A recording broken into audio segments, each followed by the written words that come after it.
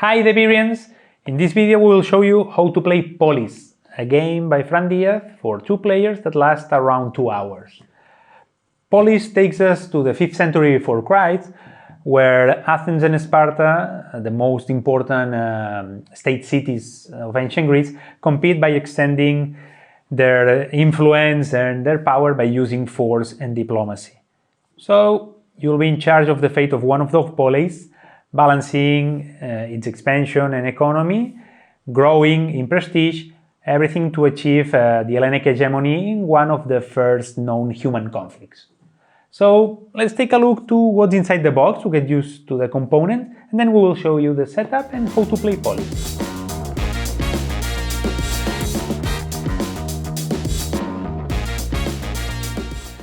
So inside the box you will find, as always, the rulebook and 2 player info sheets, one for each player, with a game summary with all the sequence and the cost of your actions. And in the other side you will find a summary of the poleis, of the projects available, the foreign markets, and the battle cards. If we take a look to the component itself, you will find a beautiful board divided into 2 sides. In that side you have the map with the territories, the poleis, the seas, and the foreign markets, and also 2 commercial ports. And in the other side you will find the round marker, the market good, all the tribute zone, the tribute that you can collect from every territory, and a space for the projects. If we take a look to the tiles, you will find the tile as round marker, okay, with the alpha, epsilon, and the omega round already printed in the board. In that tile you will find the available markets, okay. For the alpha there's just 1 space in the markets available, 2 in the epsilon phase and in the round, sorry, and 3 in the omega one. And that circled number makes reference to the maximum troop stacking. That's the maximum troops a player can have in a single territory or sea. Okay, for the first round, 3, 4 for the second, and 5 in the omega one. We have also project tiles, like that one here, with the name of the project, the cost of that project, and the polis where the project can be developed, okay, here, and the prestige points that it will give you once the project is complete, and those tiny squares here are the prestige points that that project will give you at the end of the game. If we take a look to the cards, we will find all the polis cards. In those cards you have the name of the polis, the territory where the polis is, the projects that you can develop in that polis, okay, and also the base population number, the maximum growth number, and the maximum population available for that polis. Okay, that's the same. Well, the numbers are different, of course, but all those components are in all the polis cards. We have also the events cards divided into 3, the alpha, epsilon, and omega. One stack for each round. And finally we have the battle cards. Okay, those battle cards, they have a formation. That name here in the color is a formation. You will find a land formation and also a naval formation in the other side. Okay, upside down. And you have also a maneuver associated to that formation, okay, and also a prestige number associated to the strength of that maneuver. Okay, in that case that's a 1, but you have others with 0 or even 2. That was talking about the cards. If we go to more components, you will find a 4-side die, a last round marker, okay, and black cubes to make some foreign markets unavailable, depending on the phases of the rounds, sorry, and also to show the values of the market goods. And finally, you have 2 sets of the same components, one in red, one in blue, one for each player. The red ones are for Sparta, the blue ones are for Athens. In that set you will find cubes to indicate the population of your poleis, the troops in your territories or seas, and also to track your resources in your personal board. You have also discs, okay, those are to indicate who's the owner of the poleis in the map, and you will use them also to indicate a siege to a polis, and also to say that tributes has already been collected in some territory. Okay, we will talk about that later. Finally, you will find some merchants, okay, to trade in the foreign markets, and one proxenos. The proxenos, you can say that that was the public relations of the ancient Greece, okay? Although components are, repeat, you have a lot of cubes and discs and merchants, but just one proxenos per player, okay? And, well, of course, you have two personal boards to track the resources, and those are the components that are involved in the game. Let's see now how to make the setup, okay, to get everything ready to start playing, and then we will explain you how to play.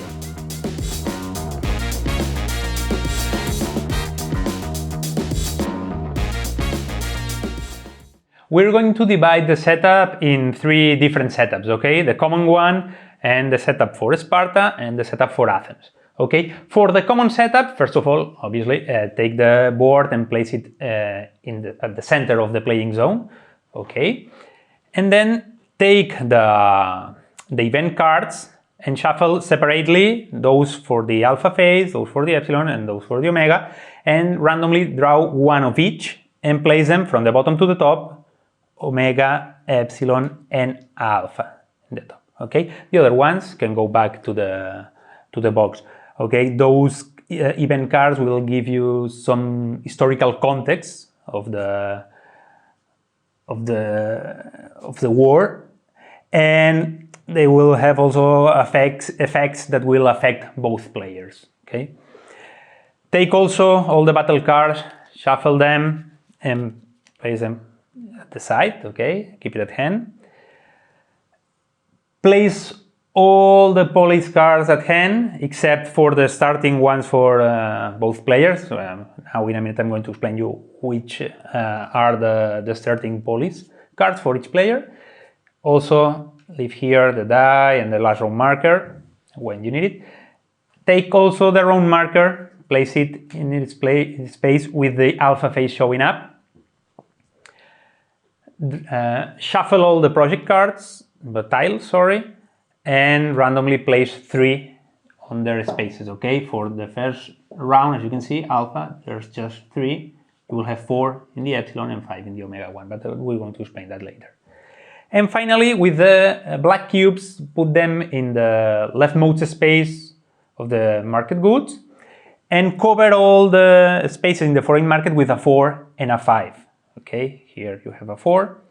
So for the first round, just the spaces with a 3 will be available.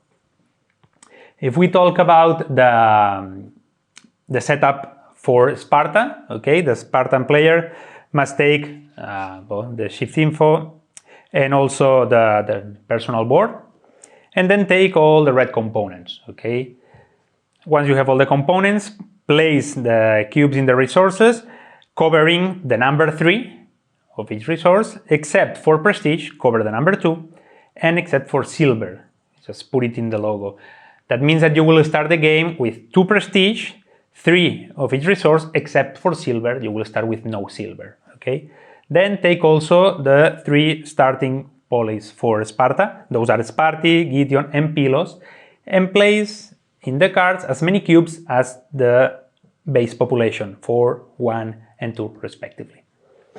Finally, show that you own those polis in the map, okay, those 3, and place 3 hoplites in Lacedaemon, 1 galley in Ionian Pelagos. Your units, if they are in the territory, those are hoplites. If they are in the sea, those are galleys. And finally 2 in Myrton Pelagos. Place 1 merchant in your commercial port and your proxenos in your capital, in Sparta. The setup for Athens is practically the same, okay? The basis is the same. Take your personal board, your player info sheet, and place the cubes covering the resources in the number 3 for all of them, except for prestige, number 2 again. And in that case, instead of covering the logo of the silver, you're going to cover the logo of the wheat. So you're going to start with 4 of each resource, except for prestige, you're going to start with 3, and wheat, you will start with no wheat at all. Take your starting polis, okay, Athena, Chalkis, and Chios, and again place as many cubes as their base population, 5, 1, and 2. In the board, show that you own those polis with the disk. And finally place 1 hoplite in Ionia, 3 in Attica, 1 galley in Noties Sporades, and 2 in Cyclades. 1 merchant in your commercial port, and finally your proxenos in your capital. And now everything's ready to start playing.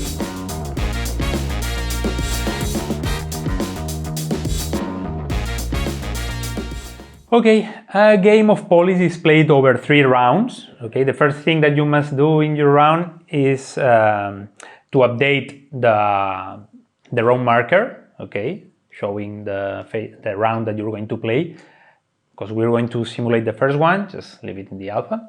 And then is when the event cards comes to play. Okay, the player with more prestige, or in case of tie, the one that controls Athens, draws the top card, reads it, okay, and then they perform the actions that affect them, okay. Then the other player does the same with that card. Okay, once we have done that, is the time to start with the turns. Okay, the player with less prestige points, or in case of tie, the one who controls Sparta, will start playing their turn. Players will take turns consecutively, okay, alternating the turns, by performing 2 different actions between the 11 available ones. Those actions are create hoplites, create galleys, create merchants, develop a project, move hoplites, move galleys, lay siege to a city, collect tributes, move the proxenos, instigate a civil war, and trade in the foreign markets, okay? But don't worry, we're going to explain in detail all those actions now in a minute, okay? So as we were saying, players will alternate turns. At the end of each player's turn, it's time to check if any battle arises. That happens when 8 or more units are sharing a territory or a sea.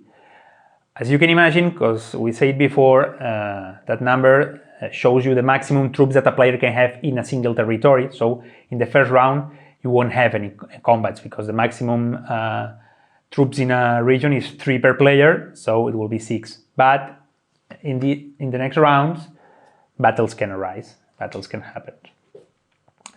So that's the thing, you're going to alternate turns, and there's no limit in the number of turns a player can take in the same round, okay? And players can pass at any time, okay? The only thing is that once you pass, obviously you cannot perform any more actions during that round, and also when a player passes, gives the last round marker to the other player. From that moment on, the player who has not passed can take all the actions they want, even repeat the same action, but that player must pay 1 resource at their choice before taking that action, okay? Then you continue that way until both players have passed. When that happens is the time for the end of the round steps, and check if any end of the game conditions have been achieved. If not, get everything ready to start a new round, okay?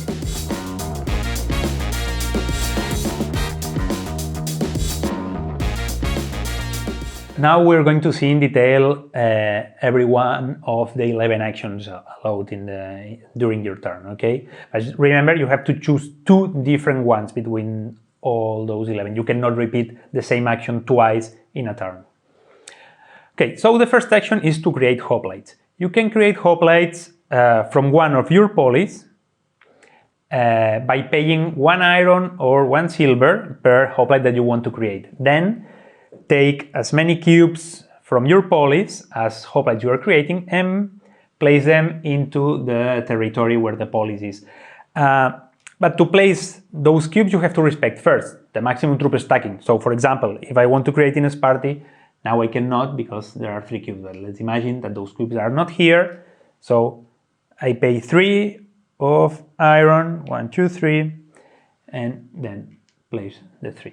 You have to respect that. And also, polis cannot be empty. So you cannot use the last cube on your polis to create the hoplite. 1 cube has to remain always in your polis.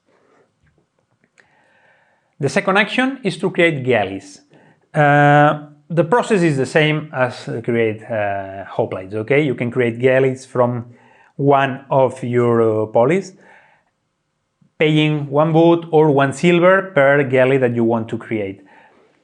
In that case, the thing is that you are going to create the galleys and place them in a sea. Obviously, they cannot go to the ocean, to the territory, to the land. But if you check, the ports are those arrows that you see here that get out from the polis. And as you can see, Tibae and Sparta, they have no port, so you cannot create galleys in those polis. In exchange, if you control Corinthos, as you can see, it has 2 arrows. You can create the galleys and place them or in Ionian Pelagos or in Cyclades. It's up to you. So that's the thing. If I want to create, for example, one in Pylos, here the port is in Ionian Pelagos, I will pay 1 wood and place the galley here. Again, respecting the maximum troop stacking, and also that you cannot use the last cube in your polis to create anything. The third action is to create merchants. Process is pretty much the same. You can create a merchant by paying 1 wood or 1 silver, but you can only create merchants in your commercial polis, those polis that are indicated with an amphor here. Okay, Gition, Pylos, and Athenae. If you want to create a merchant, just pay 1 wood or 1 silver, take one of the cubes, remove it from here, okay, and then take one of the merchants and place the merchant in your commercial port. The fourth action is to develop a project, okay? You can develop a project in any of your polis as long as the polis allow you to create that project, to develop that project, okay? You can see here which projects are allowed, or in the projectile you can see also the polis where it can be developed. So for example, if I want to create one here, Socrates can be created in Athenae. Let's say that we're going to develop Socrates. So just pay the cost of the project, in this case 4 silvers, so we will pay all the silvers we have, and place it here face down. From that moment on, the project is linked to that polis. It cannot be replaced, it cannot be removed, and even if you lose control of that polis, the project will stay here.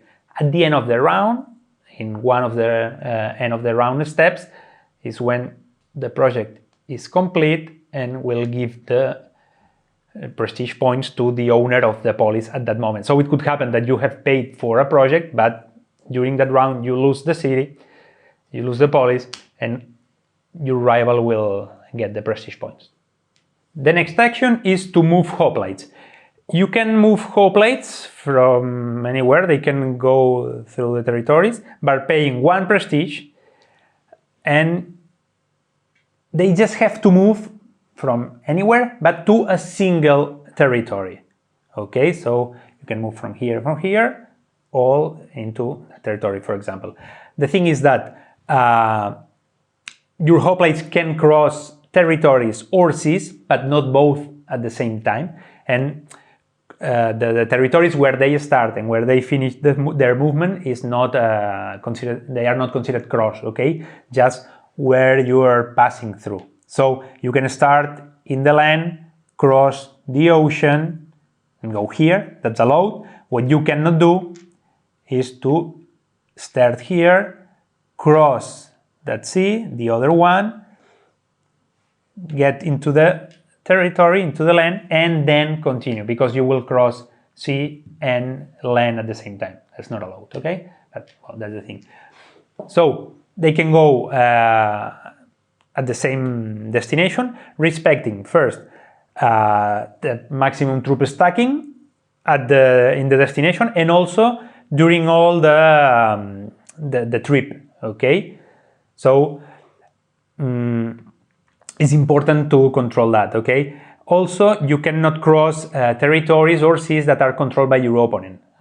Your opponent will control a sea or a territory if that player has more cubes than you in that territory or sea, okay? So to respect those rules, that you cannot cross territories or seas controlled by your opponent and the maximum troop stacking, you have to move all the units one by one, okay? So it's important to pay attention to the units that you're moving, because depending from where do you remove the unit, you will lose control of that territory, and then that will generate a problem. For example, yes, I will give you the example. Let's say that that's here and you want to move troops to Macedonia. Okay, you want to move that one, and the one from Ionia. Okay, that's alone. Okay, you pay your prestige point. Then you can move here, 1, 2, 3, it's okay. The maximum troop stacking is 3, so you can do that. Well, you won't go here because you will cross sea and territory, so you cannot do that. From here, you can go here, here, and directly to Macedonia, that's okay. And between those two, if you start moving that one, then that territory will be controlled by your opponent, so you cannot move with that one, okay? You cannot cross that. So the smart move here is to move first that one, and then that one, okay? I think that it's more or less clear.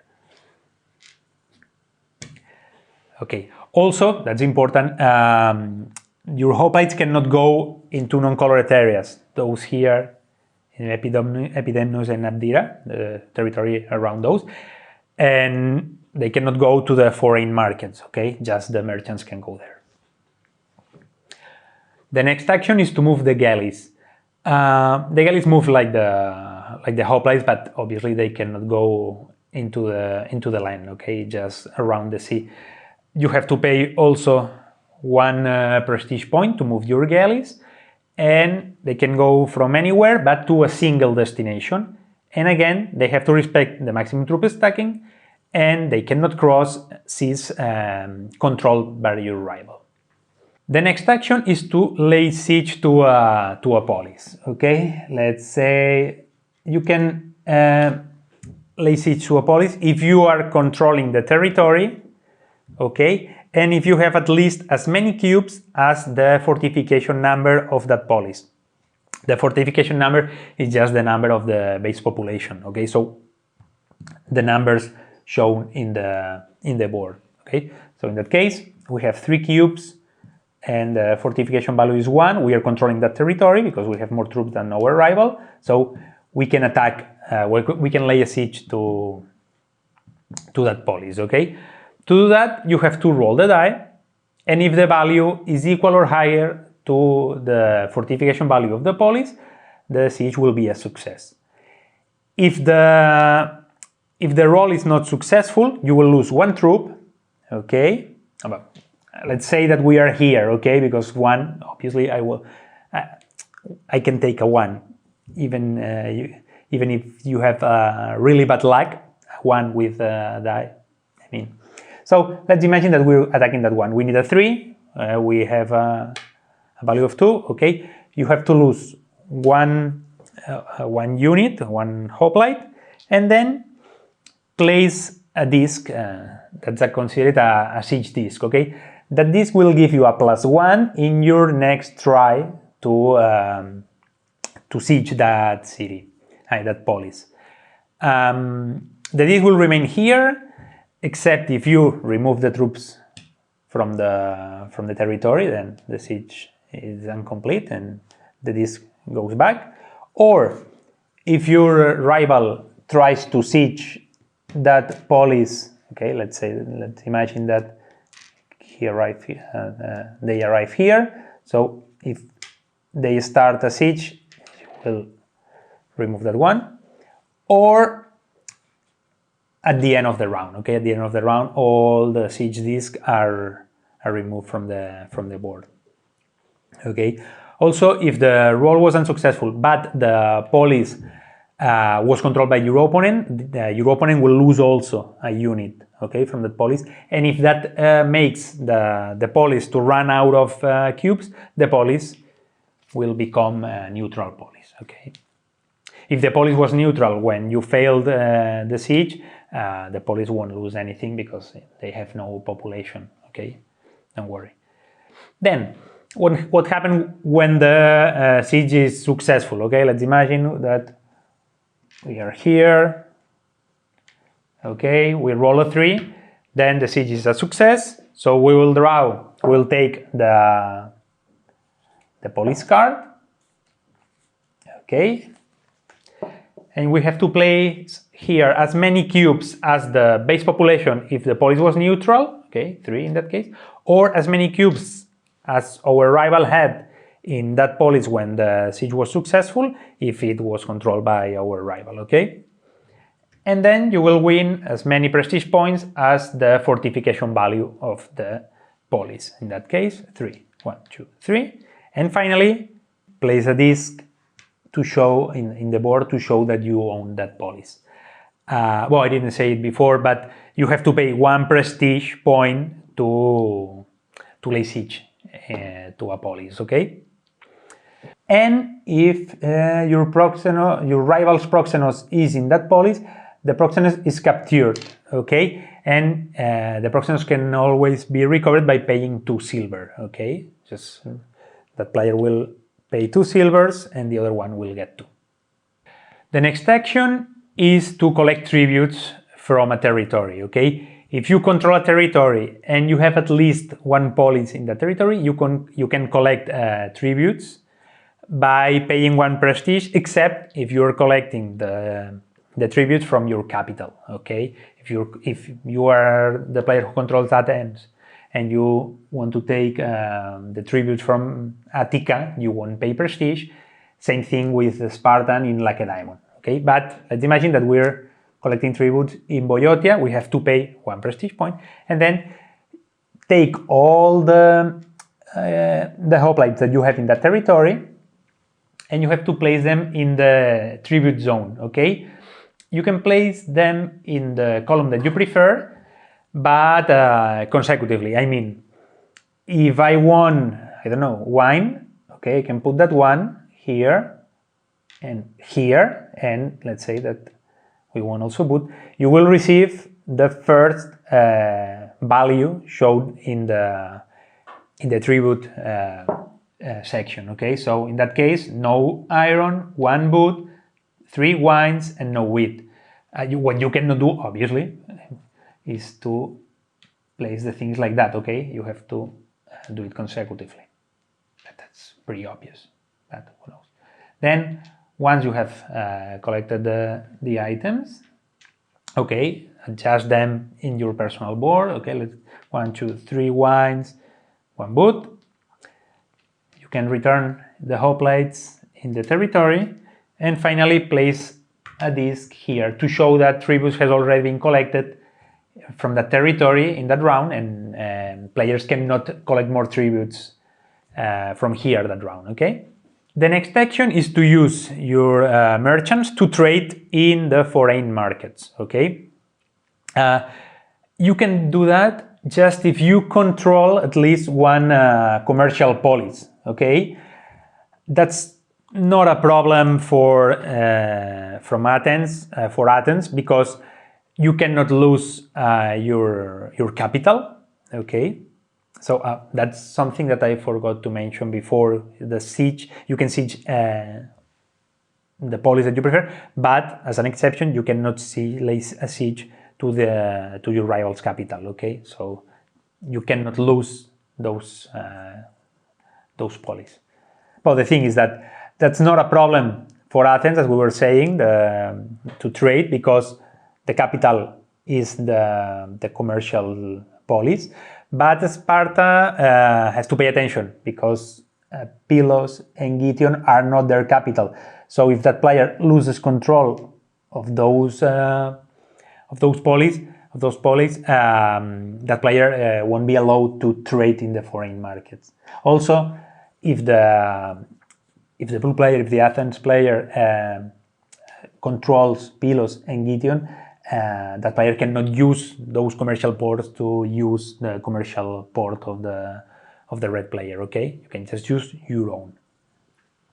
So how works the trade? Okay, just taking your merchant from your commercial port and following the commercial routes that you can see from that one is in Cyclades. So following the lines, you can go to a foreign market, but you cannot cross seas controlled by your opponent. So, for example, now Athens cannot go to Aegyptos because the route is through Myrton Pelagos, which is controlled by the red player. Okay, but well, we can go to Traki, for example. Then place the merchant in one of the available spaces. That one is closed. Okay, but let's imagine that we are in the epsilon phase. You have two options. Okay, let's stay here. And then you have to deliver the indicated resource to get that number of wheat. Okay, in that case, to get 3 wheat, you have to deliver iron. Okay, in other markets, you have, for example, here, you can deliver iron or wine. It's up to you. Okay, but let's say we're here. And to know how much iron do you have to deliver to get 3 wheat, you have to go to the market goods, okay, and cross the row of the line where the trade that you're taking, okay, the one with 3, with the column of the product who has to be delivered, the iron, that one, and then you have a 3. That means that you have to give 3 irons, okay, to receive 3 of wheat. Okay, if you have 2, you can choose if you want to deliver wine or iron. Take. And then it's time to devaluate the delivered product. Okay, in that case, we have delivered the iron, so now the foreign market has too many iron, so you have to roll the die twice and move the black cube of the resource that you have delivered as many spaces to the right as the lower number of the die. So let's say we have a 4 and a 4. Whoa, not a good result, but then and 4. So from now on, the value of the iron is at 1. So if any other player wants to exchange iron for wheat, now the price will be of 4 iron instead of 3 that was before. You can always pay for wheat with silver, paying the same amount of silver as wheat you're taking, okay? 3 silvers for 3 wheats. If you do so, for example, let's say that we are doing that here, you have, let's imagine that we have this one, you pay for that, you receive the wheat, and then the value of the product that should be delivered but wasn't delivered, iron in this case, will increase its value. So if that happens, just roll the die and move to the left as many spaces as the value showed in the die. In that case 4, okay, I'm lucky today, all 4s, so that's the thing, okay. If more than one product can be delivered and weren't delivered, just roll the die once for each of the products and then reevaluate both, okay. Once you have completed the trade, the merchant stays here until the end of the round, okay? And that's important, you cannot perform that action if you cannot get to that market, so if you cannot cross, we cannot go here. And if you cannot pay for the resource that you're getting, okay? And obviously if you don't own a commercial polis. The next action is to move your proxenos, okay? Proxenos move like hoplites, they can cross territories or seas, but not both in the same turn, okay? But they can cross territories that are controlled by your opponent, okay? The only thing with the proxenos is that you will have to pay 1 silver per unit of your rival that you're passing through, okay, that you find in your way to your destination. That includes where you are starting and where you are finishing your movement. So let's say, for example, that we want to move the proxenos from here to Macedonia, okay, well, to Pydna, because they go to the polis.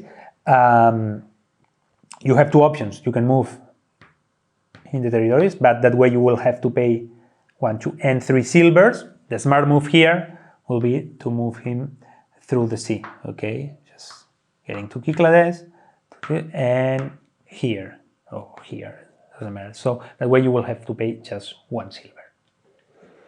Also, that just 1 proxenos can be at the same time in the same polis. So if you have the proxenos here, your rival cannot place its proxenos here. And the last action allowed is to instigate a civil war. If you have a proxenos in a neutral or in a neutral polis or a polis controlled by your opponent, you can instigate a civil war by bribing part of the population. So you will have to pay double in silver, double the number of the base population, so in that case 4 silvers, if the polis is neutral, or the triple of the current population if the polis is controlled by your opponent. Once you have paid the silver, just take control of that polis, okay, placing into that polis, let's say that we are paying for Pinda, okay, let's say 4, 1, 2, 3, 4, if it was neutral, we take Pinda. So you have to pay to place here as many cubes as the base population if the polis was neutral, or as many cubes as your rival had when you took control of the polis, if the polis was controlled by your rival. And then you will win as many prestige points as the bright population, not the amount of silver that you have paid, but the bright population. That means the base population number, if it was neutral, or the population that your rival had in that polis. Okay, in that case, 2, 1, and 2. And that was the last action that you can perform in your turn.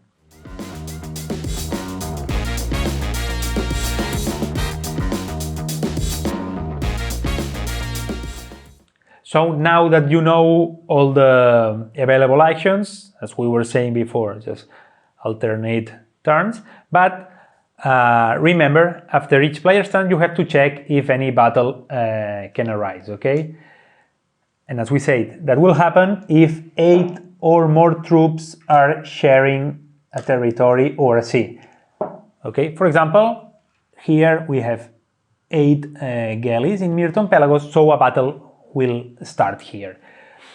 It could happen that in the same turn, more than one battle arises. If that happens, the player that has finished their turn will choose the order to solve the different battles, okay? The battles will be solved by playing consecutive rounds, so you can consider combat rounds, where players will alternate as attackers and defenders, okay? If the battle happens in the sea, the first player to attack will be the one who controls Athens. If the battle is in a territory, the first to attack will be the one who controls Sparta. Okay, so for now we're going to simulate a naval battle. Okay, first thing is to shuffle the battle cards, and then each player will draw as many cards as units on the battle. Okay, so for that case, 4 and 4. Okay, then the attacker will choose 2 of their cards and place them, because they are naval, and place them in the board. Then the player who is defending will try to match the formation of the cards chosen by the attacker. Okay. Okay, we're not lucky now, but okay. Let's pretend that we're going to. Okay, no. Let's say that we have that one here. Okay. sorry, just to show you the different options that that you will find here. Okay. So when the defender places one card in front of each of the plate for the attacker, then it's time to check if the defender matched the formation. Okay. If the defender didn't match the formation, like here we have a Brieme and the defender has played a Tricontor, if the defender doesn't match, the defender will lose one of their troops, okay, and the attacker will win as many prestige points as the card shows. In that case, no prestige points. Okay, but if the defender matches the formation, okay, Treris and Triris, the defender won't lose any troop, and the attacker will win as many points of prestige as the difference between the prestige points of the manoeuvres. In this case, both are 0, but so the attacker won't win any prestige point. Okay, but let's imagine that that one was a 1. The difference is +1, so it's 1 in favor. If the maneuver played by the defender is higher than the one that it was played by the attacker won't reduce its victory, its prestige points. Okay, just if the difference is positive for him, he will receive those victory points. There are two special cards. Okay, one is the Mistophoros. Okay, Mistophoros can be used as a wild card for the defender, and that card will match immediately any card played by the attacker. Okay, and the other one is the Salpinx. Okay, Salpinx is a card that cannot be matched by the defender. The attacker will lose 1 prestige point in that case, but the defender won't match that card, so they will lose immediately 1 troop. Okay, if the Mistophoros is played for the attacker, he will match any card that the defender plays, so it's pretty dumb to do that. And if the Salpinx is played by the defender, the defender won't lose the prestige point, but won't match the card, so will lose one of their troops. Okay, so once the combat round has been complete, just players will remove the cards. Okay, will discard the cards, and they will draw new ones. The attacker will draw 2 cards, and the defender will draw cards until they have as many cards in their hand as troops in that region. Okay, and then they will exchange. The attacker will be the defender, and the defender will be the attacker, and a new combat round will start. And you will continue that way until the end of the combat. The end of the combat can happen because a player retreats.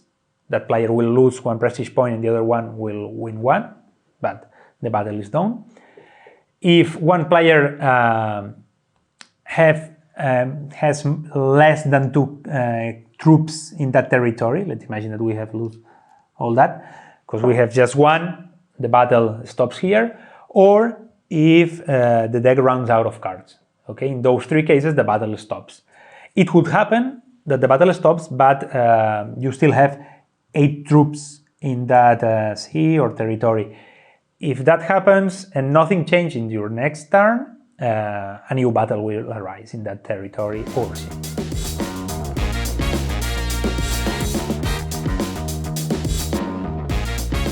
So, as we were saying, players will alternate turns until both of them pass. Then the end of the round will start and you will have to follow some steps. Okay, the first step is to complete the projects. Okay, all projects that are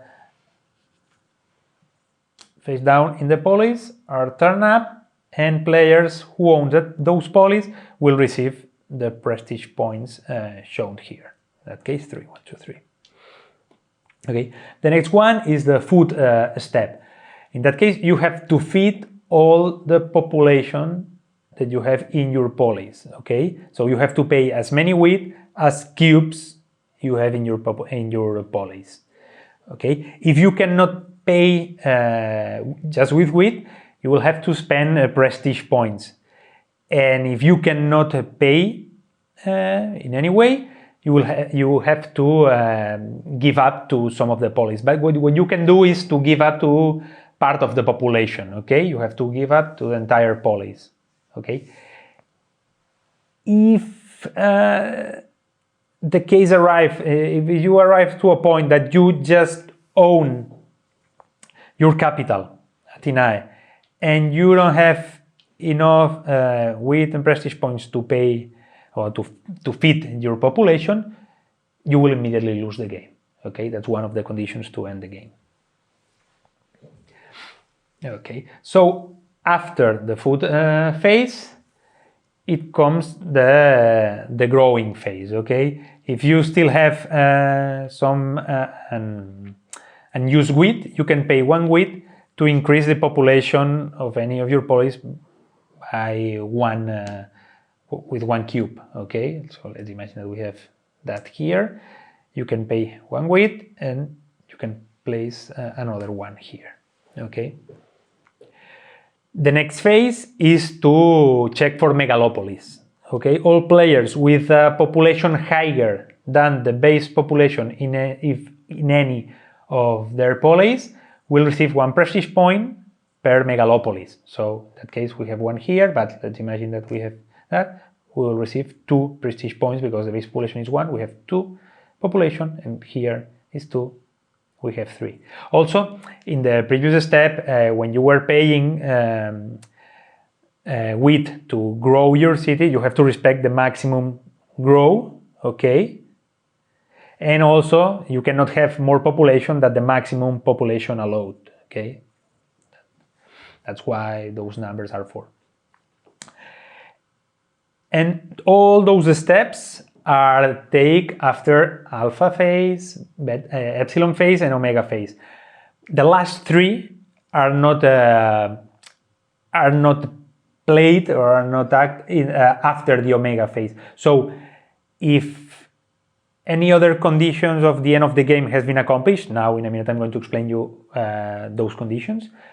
After the 4th step, so after the megalopolis step of the omega round, the end will end. But if you are in the alpha or the epsilon, you still have 3 more steps to perform, okay? First one is to lose the perishable resources, okay? You have to reduce by half the amount of wine and wheat that you own, okay? Rounding up, okay? So if you have 1, you won't lose anything, but if you have 2, you will have 1. In that case, is 7, so we will have 4. The next step is the foros, okay? If you control your polis and at least another polis, you can spend 1 prestige point to receive 1 silver, or spend 2 prestige points to receive 3 silvers, okay? And the last step is to get everything ready for the next round, okay? Just recovering the siege disc if there's any, taking the merchants back to the commercial ports, removing the disc from the tributes area, and discarding the projectiles and drawing new ones. After the alpha phase, you will draw, well, the player with less prestige, or the one that passes first in case of tie, will draw 5 of those projects, we'll check them, we'll discard 1, and place the other. After the epsilon phase, you will do the same, but with 6, discarding 1 and placing 5 in there, okay, for the omega round. Once you have done that, it's time to start a new round, updating the round marker and starting over.